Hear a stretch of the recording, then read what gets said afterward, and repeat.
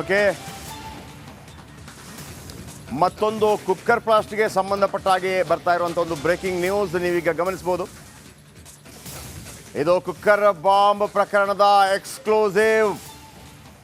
Republic ಕನ್ನಡದಲ್ಲಿ mega investigation report. Mega investigation report ಇದೀಗ ನಿಮ್ಮ ಮುಂದೆ.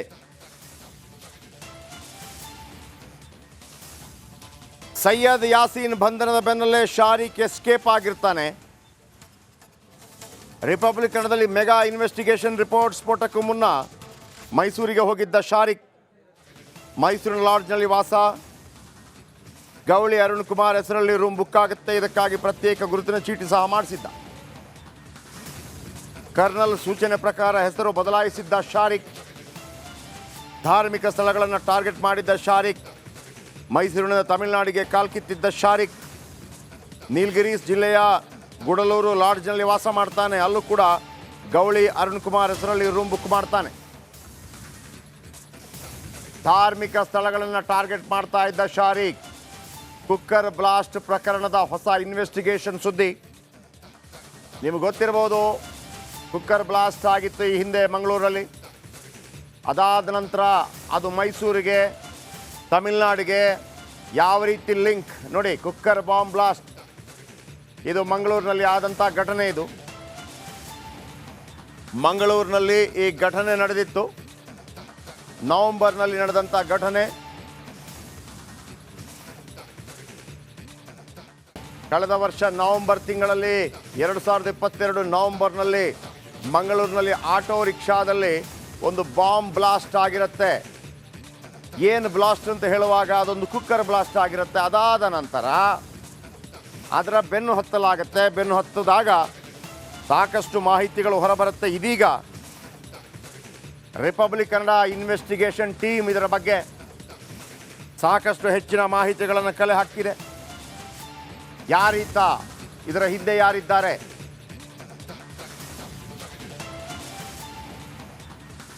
ಓಕೆ, ನಮ್ಮ ಪ್ರತಿನಿಧಿ ಸುನೀಲ್ ಇದೀಗ ಇದರ ಬಗ್ಗೆ ಕಂಪ್ಲೀಟ್ ಇನ್ವೆಸ್ಟಿಗೇಷನ್ ರಿಪೋರ್ಟ್ ಎಲ್ಲಿಂದ ಎಲ್ಲಿ ತನಕ ಏನು ಅಚ್ಚರಿ ಮಾಹಿತಿಗಳು ಹೊರಬೀಳ್ತಾ ಇದೆ ಅನ್ನೋದ್ರ ಬಗ್ಗೆ ಹೇಳ್ತಾರೆ. Yes, over to you Sunil. ಅಲ್ಲಿಂದ ಆರಂಭವಾಗಿ ನಂತರ ತನಿಖಾ ದಳಗಳು ಕೂಡ ಇದರ ಬೆನ್ನು ಹತ್ತಿತ್ತು. ರಿಪಬ್ಲಿಕ್ ಕನ್ನಡಕ್ಕೆ ಸಿಕ್ಕಿರುವಂಥ ಹೊಸ ವಿಷಯಗಳು ಇದರಲ್ಲಿ ಏನಿದೆ? ಎಸ್, ಜಯಪ್ರಕಾಶ್ ಶೆಟ್ಟಿ, ಮಂಗಳೂರಿನಲ್ಲಿ ಕುಕ್ಕರ್ ಬಾಂಬ್ ಕೇಸ್ ಸ್ಫೋಟ ಏನಾಯಿತು, ಇದಕ್ಕೂ ಮೊದಲು ಈ ಶಾರಿಕ್ ಯಾರು, ಎಲ್ಲಿದ್ದ, ಇದೆಲ್ಲದಕ್ಕೆ ಸಂಬಂಧಪಟ್ಟಂಥ ಸಂಪೂರ್ಣವಾದಂಥ ಒಂದು ಮಾಹಿತಿಗಳನ್ನು NIA ಅಧಿಕಾರಿಗಳು ಕಲೆ ಹಾಕಿರುವಂಥದ್ದು ಇದು ಚಾರ್ಜ್ ಶೀಟ್ನಲ್ಲಿ ಕೂಡ ಮೆನ್ಷನ್ ಆಗಿದೆ. ಶಿವಮೊಗ್ಗದ ತೀರ್ಥಹಳ್ಳಿಯಲ್ಲಿ ಒಂದು ಟ್ರಯಲ್ ಬ್ಲಾಸ್ಟ್ ಆಗಿರುವಂಥ ವಿಚಾರ ನಮ್ಮೆಲ್ಲರಿಗೂ ಕೂಡ ಗೊತ್ತಿರುವಂಥದ್ದು. ಆ ಒಂದು ಟ್ರಯಲ್ ಬ್ಲಾಸ್ಟ್ ಬಳಿಕ ಶಾರಿಕ್ ತೀರ್ಥಹಳ್ಳಿಯಿಂದ ಎಸ್ಕೇಪ್ ಆಗಿದ್ದ. ಆತನ ಹ್ಯಾಂಡ್ಲರ್ ಕರ್ನಲ್ ಅಂತ ಕರೆಯಲ್ಪಡುವಂಥ ಒಬ್ಬ ಹ್ಯಾಂಡ್ಲರ್ ಆತನಿಗೆ ಮೈಸೂರಿಗೆ ಹೋಗೋದಕ್ಕೆ ಸೂಚನೆಯನ್ನು ನೀಡಿದ್ದ. ಅದರ ಪ್ರಕಾರ ಆತ ಮೈಸೂರಿಗೆ ಬಂದು ಅದಾದ ನಂತರ ಬೇರೆ ಬೇರೆ ಸ್ಥಳಗಳಲ್ಲಿ ರೆಕ್ಕಿ ಮಾಡಿದ ಅನ್ನುವಂಥದ್ದು ವಿಚಾರ ಗೊತ್ತಾಗಿರುವಂಥದ್ದು. ಇಲ್ಲಿ ಒಂದು ಗಮನಿಸಬೇಕಾದ ವಿಚಾರ ಅಂತ ಹೇಳಿದ್ರೆ, ನಮ್ಮ ರಾಜ್ಯದಲ್ಲಿ ಎಷ್ಟರ ಮಟ್ಟಿಗೆ ಯುವಕರು ISIS ಪರವಾಗಿ ಕೆಲಸವನ್ನು ಮಾಡೋದಕ್ಕೆ ಒಲವನ್ನು ತೋರಿಸ್ತಾ ಇದ್ದಾರೆ ಮತ್ತು ಇವರಿಗೆ, ಈ ಯುವಕರಿಗೆ ಅವರು ಕಂಪ್ಲೀಟಾಗಿ ರ್ಯಾಡಿಕಲೈಸ್ ಆಗಿರುವಂಥದ್ದು, ಜಿಹಾದ್ಗೋಸ್ಕರ ಏನು ಬೇಕಾದ್ರೂ ಮಾಡ್ತೀವಿ ಅನ್ನುವಂಥ ಮನಸ್ಥಿತಿ ಇರುವಂಥವ್ರು, ಅವರನ್ನು ಉಪಯೋಗ ಮಾಡಿಕೊಂಡು ಬೇರೆ ಬೇರೆ ಕಡೆಯಲ್ಲಿ ಬಾಂಬ್ ಬ್ಲಾಸ್ಟು ಮತ್ತು ವಿಧ್ವಂಸಕ ಕೃತ್ಯಗಳನ್ನು ಎಸಗೋದಕ್ಕೆ ಈ ಹ್ಯಾಂಡ್ಲರ್ಗಳು ಪ್ಲಾನ್ ಮಾಡಿದ್ರು. ಸೊ ಅದರಲ್ಲಿ ಪರ್ಟಿಕ್ಯುಲರ್ ಆಗಿ ಗೊತ್ತಾಗಿರುವಂಥ ಒಂದು ವಿಚಾರ ಅಂತ ಹೇಳಿದ್ರೆ, ಈತ ತೀರ್ಥಹಳ್ಳಿಯಿಂದ ಮೈಸೂರಿಗೆ ಬಂದಂಥವನು 2 ದಿನಗಳ ಕಾಲ ಮೈಸೂರಿನಲ್ಲಿ ತಂಗಿದ್ದ. ಅದು ಕೂಡ ಅರುಣ್ ಕುಮಾರ್ ಅನ್ನುವಂಥ ಒಂದು ಹೆಸರಿನಲ್ಲಿ ಫೇಕ್ ಐಡೆಂಟಿಟಿಯನ್ನು ಕ್ರಿಯೇಟ್ ಮಾಡಿಕೊಂಡು ಮೈಸೂರಿನ ಒಂದು ಲಾಡ್ಜ್ನಲ್ಲಿ ತಂಗಿದ್ದ. ಅದಾದ ನಂತರ ಆತ ಎಲ್ಲೆಲ್ಲಿ ಹೋಗಿದ್ದ ಅನ್ನುವಂಥದ್ದನ್ನು ನೋಡ್ತಾ ಹೋದರೆ ನಿಜಕ್ಕೂ ಕೂಡ ಶಾಕ್ ಆಗುತ್ತೆ. ಒಂದು ವೇಳೆ ಈ ಶಾರಿಕ್ ಮಂಗಳೂರಿನಲ್ಲಿ ಕುಕ್ಕರ್ ಬಾಂಬ್ ಸ್ಫೋಟದಲ್ಲಿ ಗಾಯಗೊಳ್ಳದೆ ಎಸ್ಕೇಪ್ ಏನಾದರೂ ಆಗಿದ್ದಿದ್ರೆ ಮುಂದಿನ ದಿನಗಳಲ್ಲಿ ಏನೇನು ಆಗ್ತಿತ್ತು ಅನ್ನುವಂಥದ್ದು ನಿಜಕ್ಕೂ ಕೂಡ ಶಾಕಿಂಗ್ ವಿಚಾರಗಳು. ಮೈಸೂರಿನಲ್ಲಿದ್ದಂತಹ ಶಾರಿಕ್ ನೇರವಾಗಿ ಅಲ್ಲಿಂದ ತಮಿಳುನಾಡಿಗೆ ಹೋಗ್ತಾನೆ. ಅಲ್ಲಿ ಊಟಿ ಸೇರಿದಂತೆ ಬೇರೆ ಬೇರೆ ಕಡೆಗಳಲ್ಲಿ ರೆಕ್ಕಿ ಮಾಡ್ಕೋತಾನೆ. ಅಲ್ಲಿ ಎಲ್ಲೆಲ್ಲಿ ಬಾಂಬುಗಳನ್ನು ಇಡ್ಬೋದು, ಯಾವ ರೀತಿ ಇಡ್ಬೋದು ಅನ್ನುವಂಥ ಪ್ಲ್ಯಾನ್ ಮಾಡ್ಕೋತಾನೆ. ಅದಾದ ನಂತರ ಅಲ್ಲಿಂದ ಮೇಟುಪಾಳ್ಯಂಗೆ ಹೋಗ್ತಾನೆ. ಅಲ್ಲೂ ಒಂದಷ್ಟು ಜಾಗಗಳನ್ನು ನೋಡ್ತಾನೆ. ತದನಂತರ ಕೊಯಂಬತ್ತೂರಿನಲ್ಲಿರುವಂತಹ ಇಶಾ ಫೌಂಡೇಶನ್ ಬಳಿ ಹೋಗ್ತಾನೆ. ಆದಿಯೋಗಿ ಸ್ಟ್ಯಾಚ್ಯೂ ಇರುವಂಥ ಜಾಗದಲ್ಲಿ ಎಂಟ್ರಿ ಯಾವ ರೀತಿ ಇದೆ, ಎಕ್ಸಿಟ್ ಯಾವ ರೀತಿ ಇದೆ, ಅಲ್ಲಿ ಬಾಂಬ್ ತೊಗೊಂಡೋಗಿ ಎಲ್ಲಿ ಪ್ಲ್ಯಾಂಟ್ ಮಾಡ್ಬೋದನ್ನು ನೋಡ್ತಾನೆ.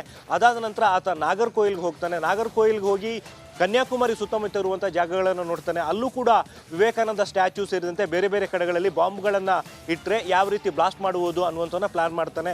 ತದನಂತರ ಅಲ್ಲಿಂದ ಕೇರಳವು ಕೂಡ ಹೋಗ್ತಾನೆ. ಕೇರಳದ ಎರ್ನಾಕುಲಂ ಡಿಸ್ಟಿಕಲ್ಲಿರುವಂತಹ ಆಲುವಾ ಅನ್ನುವಂಥ ಒಂದು ಜಾಗಕ್ಕೆ ಹೋಗ್ತಾನೆ. ಅಲ್ಲಿ ಲುಲು ಮಾಲ್, ಅತಿ ದೊಡ್ಡ ಮಾಲ್ ಅಂತ ಕರೆಯಲ್ಪಡುವಂತಹ ಲುಲು ಮಾಲ್, ಅಲ್ಲಿಗೂ ಕೂಡ ಹೋಗಿ ವಿಸಿಟ್ ಮಾಡಿ ಸಾಕಷ್ಟು ಕಡೆಗಳಲ್ಲಿ ಯಾವ ರೀತಿ ಭದ್ರತಾ ವ್ಯವಸ್ಥೆಗಳಿದ್ದಾವೆ ಅನ್ನುವಂಥನ್ನ ನೋಡ್ತಾನೆ. ಇದೆಲ್ಲವನ್ನು ಕೂಡ ನೋಡಿಕೊಂಡು ವಾಪಸ್ ಆತ ಮೈಸೂರಿಗೆ ಬಂದಿರ್ತಾನೆ. ತಾನು ಹೋಗಿದಂಥ ಜಾಗಗಳ ಫೋಟೋಗಳನ್ನು ತಗೊಂಡು ಅದನ್ನು ಕೂಡ ತನ್ನ ಆನ್ಲೈನ್ ಹ್ಯಾಂಡ್ಲರ್ ಆಗಿರುವಂಥ ಕರ್ನಲ್ಲಿ ಕಳಿಸ್ಕೊಟ್ಟಿರ್ತಾನೆ. ಯಾವ ರೀತಿ ಇಲ್ಲಿನ ಭದ್ರತಾ ವ್ಯವಸ್ಥೆಗಳು ಇದೆ ಅನ್ನುವಂಥವನ್ನು ಕೂಡ ಹೇಳಿರ್ತಾನೆ. ಅಂತಿಮವಾಗಿ ಒಂದಾದ ನಂತರ, ಅಂದರೆ ಮೊದಲನೇ ಪ್ಲಾನ್ ಇದ್ದಿದ್ದು ಮಂಗಳೂರಿನ ಕದ್ರಿ ಟೆಂಪಲ್ ಬಳಿ ಬಾಂಬ್ ಬ್ಲಾಸ್ಟ್ನ ಮಾಡುವಂಥದ್ದು. ಅದಾದ ನಂತರ ತಾನು ಯಾವ್ಯಾವ ಜಾಗಗಳಿಗೆ ಹೋಗಿದ್ದಾನೆ, ಎಲ್ಲೆಲ್ಲಿ ಸೆಕ್ಯೂರಿಟಿ ಕಮ್ಮಿ ಇದೆ ಅಲ್ಲೆಲ್ಲ ಕಡೆಯಲ್ಲೂ ಕೂಡ ಇದೇ ರೀತಿ ಕುಕ್ಕರ್ ಬಾಂಬ್ಗಳನ್ನು ಪ್ಲಾಂಟ್ ಮಾಡಿ ಬ್ಲಾಸ್ಟ್ ಮಾಡಬೇಕು ಅನ್ನುವಂಥದ್ದು ಇವರ ಪ್ಲಾನ್ ಆಗಿತ್ತು. ಆದರೆ ನವೆಂಬರ್ ತಿಂಗಳಲ್ಲಿ ಈತ ಮಂಗಳೂರಿನಲ್ಲಿ ಕದ್ರಿ ಟೆಂಪಲ್ಗೆ ಬಾಂಬ್ನ ಪ್ಲಾಂಟ್ ಮಾಡೋದಕ್ಕೆ ತಗೊಂಡು ಹೋಗ್ತಾ ಇದ್ದಂಥ ಟೈಮಲ್ಲಿ ಆನ್ ದಿ ವೇ ಆಟೋದಲ್ಲಿ ಇರಬೇಕಾದ್ರೆ ಅದು ಅಚಾನಕ್ಕಾಗಿ ಬ್ಲಾಸ್ಟ್ ಆಗಿ ಆ ಒಂದು ಸಂದರ್ಭದಲ್ಲಿ ಶಾರಿಕ್ ಮತ್ತು ಆ ಆಟೋ ಚಾಲಕ ಗಾಯಗೊಂಡಿದ್ದ ಮತ್ತು ಶಾರಿಕ್ ಮುಂದಿನ ದಿನಗಳಲ್ಲಿ ಅರೆಸ್ಟ್ ಆಗಿದ್ದ. ಸೊ ಇದು ಎಂಟೈರ್ ಪ್ರೋಸೆಸ್ ನಡೆದಿರುವಂಥದ್ದು. ಒಂದು ವೇಳೆ ಅವತ್ತು ಆತ ಪ್ಲಾನ್ ಮಾಡದ ರೀತಿಯಲ್ಲೇ ಕದ್ರಿ ಟೆಂಪಲ್ ಬಳಿ ಏನಾದರೂ ಬ್ಲಾಸ್ಟ್ ಆಗಿದ್ದಿದ್ರೆ ಮುಂದಿನ ದಿನಗಳಲ್ಲಿ ಕರ್ನಾಟಕ ಸೇರಿದಂತೆ ತಮಿಳುನಾಡು, ಕೇರಳದಲ್ಲೂ ಕೂಡ ಬಾಂಬ್ಗಳನ್ನು ಪ್ಲಾಂಟ್ ಮಾಡುವಂಥ ಒಂದು ಪ್ಲಾನ್ನ ಶಾರಿಕ್ ಹಾಕೊಂಡಿದ್ದ ಅನ್ನುವಂಥದ್ದು ವಿಚಾರ NIA ತನಿಖೆ ವೇಳೆ ಬೆಳಕಿಗೆ ಬಂದಿರುವಂಥದ್ದು. ಜಯಪ್ರಕಾಶ್. ಥ್ಯಾಂಕ್ ಯು ನಿಮ್ಮೆಲ್ಲ ಮಾಹಿತಿಗಾಗಿ ಸುನಿಲ್.